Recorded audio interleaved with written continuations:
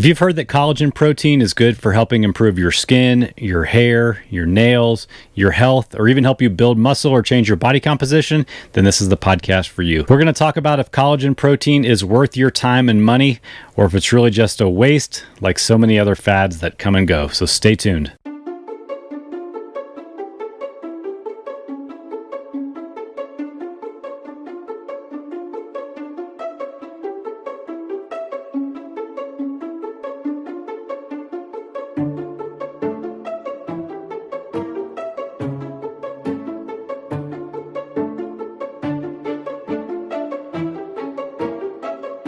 All right, guys, welcome to the Digital Barbell Podcast. Thank you so much for being here. If this is your first time finding our podcast, I'm Jonathan. My wife Blakely and I own Digital Barbell. We're not only a podcast and we're on social media and all that kind of stuff, but at our heart, we are an online training and nutrition coaching company, helping people all over the world get in the best shape of their life.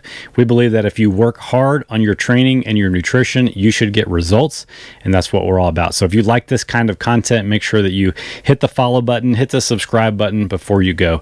Today we're going to be talking about a hot topic that does not seem to be going away.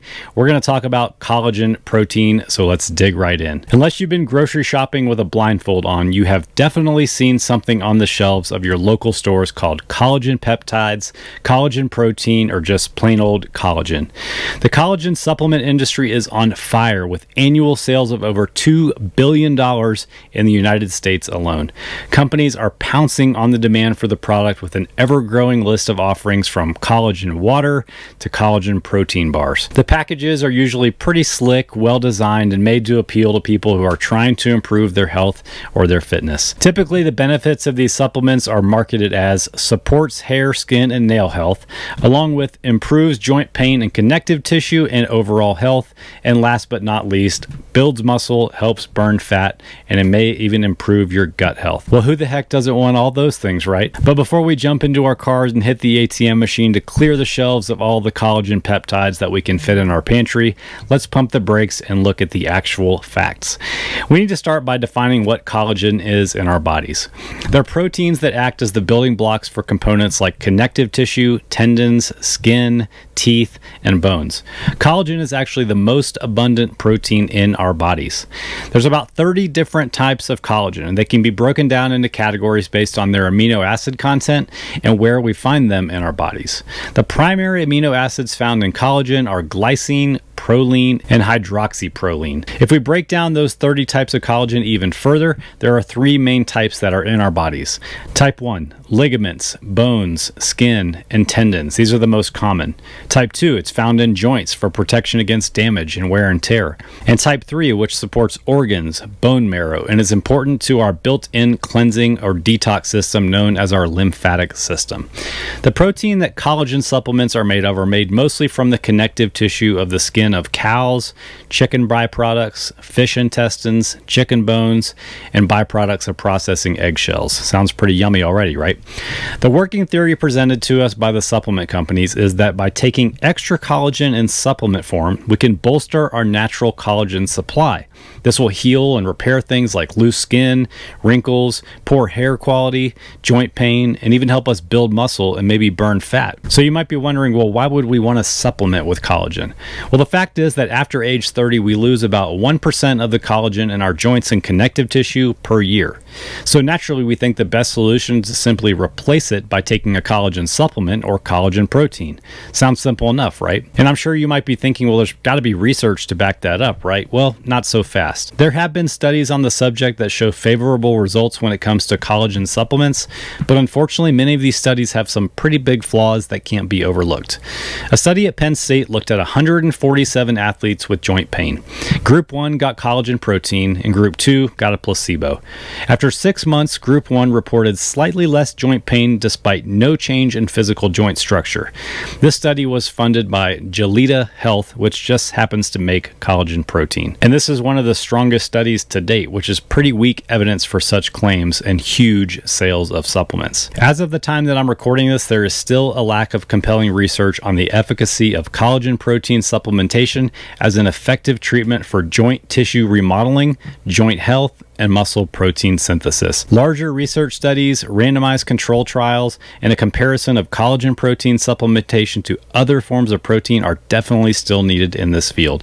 But let's get back to collagen itself. Let's take a look at how collagen protein is digested. When we eat or take a collagen supplement, they're absorbed like everything else that we eat. They're broken down into amino acids, which are then used for all of the processes in our bodies that all food are used for. Those processes include things like creating new tissue, energy production, creating hormones, and a million other things. My point is that our body doesn't know those amino acids came from collagen protein, with the possible exception of one, which we'll talk about later. See, eating collagen does not guarantee that your body will generate more collagen in your body. It's just seen as food. Even if those proteins weren't broken down during digestion, there is no evidence to support that your body will create more collagen in your body when you supplement with something made from collagen. Our collagen levels are mostly a result of our age, our activity level, and our genetics. We do create collagen in our bodies, but the synthesis of it is not triggered by supplementing with more collagen. I mentioned earlier that there might be one exception to what I've been talking about. Enter undenatured type 2 collagen, otherwise known as UC2. UC2 collagen does have some research to back up its possible effects on joint health. It doesn't build new collagen per se, but it may block an immune response that breaks down the proteins in our bodies. Essentially, it may slow down arthritis. Evidence is still sparse, but there's definitely some promising research out there. Unfortunately, UC2 collagen is pretty expensive and it is rarely included in the collagen supplements you're going to find at the grocery store or online unless you are specifically looking for UC2 collagen. Okay, but what about beauty? Let's talk about collagen and beauty. Won't eating collagen make my skin and hair look like brand new, fill in my wrinkles, and make my droopy skin bounce right back? Probably not. Remember, collagen is just a protein that when eaten is broken down into amino acids that our bodies will use for whatever it wants, not necessarily for building more collagen. The collagen groupies out there often refer to a couple of key studies as their proof of their effectiveness for skin and hair benefits, but unfortunately neither one of those studies were blind studies and both were funded by collagen supplement companies.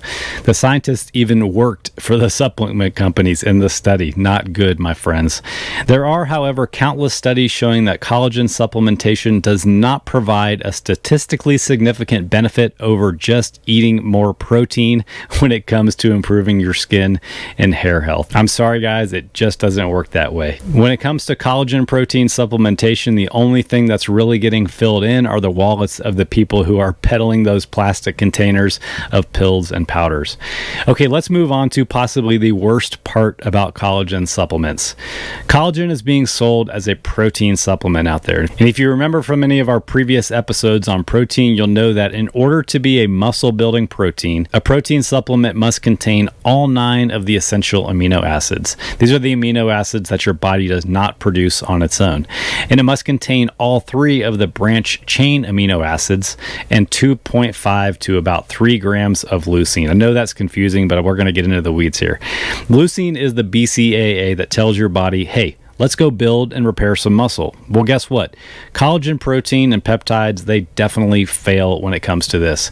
It's not that collagen doesn't count towards your daily protein. It's just that it's a terrible way to get protein if your goal is to change your body composition. It'll be like watching the movie Titanic on basic cable.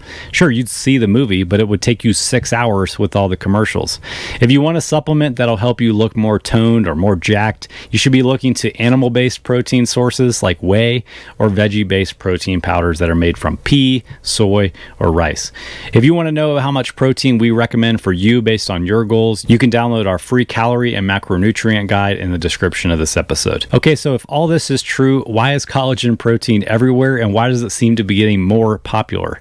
Well, supplement makers are really just savages who know that people are always looking for the next thing that's going to give them the results that they want. They prey on the lack of knowledge and they lean on tricky marketing and packaging packaging to make us think that we are buying something that is more than it really is. Since collagen protein supplements are made from animal byproducts, they are dirt cheap to make, and that's why they are just flying off the shelves quicker than ever. We're talking 500 to 1,000% markups on these supplements. The manufacturers and supplement companies will continue to ride this gravy train until the well runs dry, which doesn't seem to be happening anytime soon. Then after it does, they'll move on to the next big thing. It actually is really frustrating, and it makes us mad that people spend their time and money on things like this that really don't matter. It's estimated that as of 2024, customers will spend well over $6 billion on collagen supplements in the year. That is just a sin. Okay, so there you have it. Collagen as a supplement is largely a waste of money, except possibly UC2 collagen for joint health.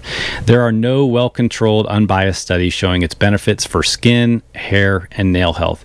And don't even get me started on how it stinks as a protein supplement. We eat and supplement with protein for its muscle building, repairing properties, and collagen's low amino acid content gives it a huge F in this regard. If you take our advice, you will save your money and focus on the basics of eating mostly whole foods, lots of fruits and vegetables, and get plenty of protein from animal sources that do give your body what it needs to build itself. Stop lining the pockets of supplement makers that are trying to prey on you. You are smarter than that, and you have the tools to do what you need to do. If you have any questions, comments, or you need help with your nutrition or your training, just click on the link in the description of this episode and we'll get in touch with you. Have a great day.